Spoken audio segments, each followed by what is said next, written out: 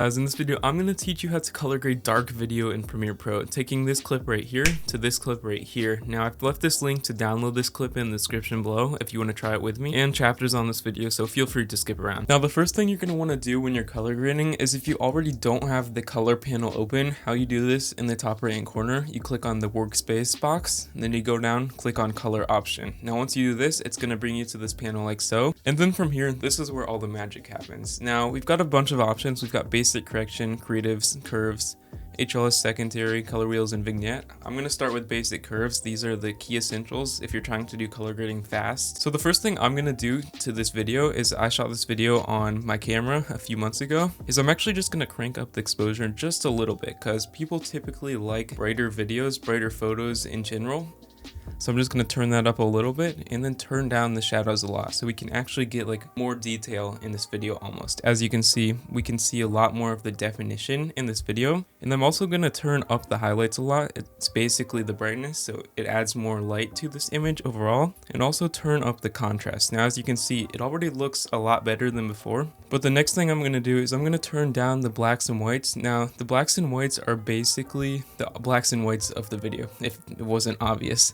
So I'm just going to turn those down just a little bit, not too much though, because you can actually see a lot more of the color in this video, you could say. And I'm also going to decrease the temperature a little bit. Now, temperature is used to like give the video more of a feel. If you're trying to give it more of a warm look, you use temperature. In this case, I'm going for more of a cooler temperature because I want the colors to be a little bit more vibrant in this video. And then I'm going to turn up the saturation just a little bit, not too much, because I don't want it to be like oversaturated and colors to be too vibrant. Once I turn that up a little bit, I'm pretty satisfied with how this is so far. But if you want to see the before and after of like your progress on how it's been since you've started this, is all you have to do is you click on the little FX in the top right hand corner.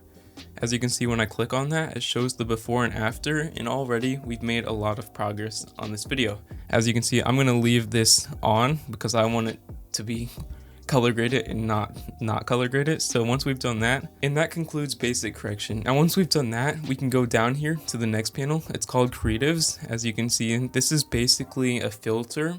It gives an almost overlay effect of the entire video. As you can see, if we turn up the faded film, it adds almost like a dollar faded effect, which for me, this is not what I'm going for. I'm trying to fix the colors and make the sky and buildings more vibrant. So I'm just going to double click on this slider and it will actually slide back to 0. But the next panel I'm going to go to is I'm going to go to curves. Now, curves are one of the biggest, most important things when it comes to color grading, in my opinion. So how you do this is, as you can see, we've got a little bit of like a grid on this curve right here. How you actually make these points is you use your pen tool by clicking on this little graph right here. As you can see, when we drag these points up a little or down a little bit, increases and decreases the exposure and overall the color of the shot. In this case, I'm just going to increase some of these a little bit, not too much or too low, but just a little bit so that we can add more color and overall get more of the lighting that we are going for, the feel we're going for this video. In this case, I'm just going to do this.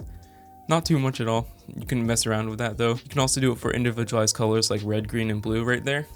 In this case, I'm just going to go down to the next option, which is color wheels and match. Now, me in particular, I don't use this setting a lot. I use HSL Secondary, which I'll go over in a second, a lot more, which actually brings out more of the colors for these buildings and all. But if you want to use color wheels and match, this basically changes the color of the entire image. As you can see, when I crank up the midtones, the shadows and the highlights a little, it's a lot more like reddish, grayish almost. In this case, I'm just going to Control Z all of that. But if you want to increase them a little bit, I recommend using this slider. I'm just going to do highlights a little bit so we can see the buildings a lot more apparent. And you can also do this, and you can also do the face detection tool on this if you want to change people's face colors. But in this case, I'm not trying to use that, so I'm just going to click on color wheels and match, close that out, and we're going to go down to HSL Secondary. Now, this is my favorite setting of the entire color grading process. It has the ability to completely transform your video. In this case, I'm going to click on the eyedropper tool. It's right here next to the set color option. Once you click on that, you can actually choose the color building or the sky or like any subject that you want to in this image. image. In this case, I'm going to choose a dollar red, like this building right here. And then I'm going to scroll down and you can actually increase the saturation. Now don't be scared by like that little grayed out effect. Go down here and then crank up the saturation just a little bit. As you can see, it's very fuzzy to see. It's hard to see, but the reds on the buildings and overall in this image increase quite a bit. And if you want them to be even more apparent, you can take this color correction wheel right here and you can actually drag this towards the color you want it to be. In this case, it's turning a lot more red right now, but if you want it to be blue or more green, you can just drag it down there. In this case, I want it to be red because the bricks are red. Not too much. You want to be careful because otherwise it'll look fake and just look not real. Once I'm satisfied with that, I'm going to turn up the contrast just a little bit, and that is how you change like the colors. You can do this again if you want to. In this case, I don't want to. I just want more of the reds in this image. You can also do that again just by clicking on another eyedropper tool and clicking on a subject that you want to change. In this case, I don't want to do this again. So the next thing I'm going to do is go down to my clip, click on it, then you want to go to Effect Controls. Now how you actually go to Effect Controls is you can go into the edit option if you don't see Effect Controls already, but I can already see it in my case. So you go down to here. Once you're in Effect Controls, all you do, you click on Lumetri Scopes at the very top, and it might take a second to load. You might have to re-click on your clip, and as you can see, once it loads, you want this graph right here, and if you don't have it, you just right click and you click on the waveform graph. As you can see, it's off now, and there it's on. But what this basically means is you want all of these colorful lines right here around the middle, around the 50, 60, 40 range. You want them like in the middle. This is how Premiere thinks you should color grade it. And you don't want any of these lines to be too high to the top. In this case, if I turned up the exposure all the way, all the lines would be at the very top, which is not what we want. But if I turned it down all the way, it's basically terrible. In this case, I just want them sort of in the middle, just around hovering 50%. It's okay if they're a little scattered because that's how it looks sometimes, but you just don't want any touching the very top or very bottom in this case. And you can also change a lot of these settings. If you want your Lumetri scopes to be more in the middle, you can increase your shadows and decrease your whites, and they're more in the middle. That's not what I'm going for, but if that is what you're going for, use these as a guiding reference. And then finally, the last thing that we're gonna do is we're gonna go down to Vignette. Now Vignette, you just click on it.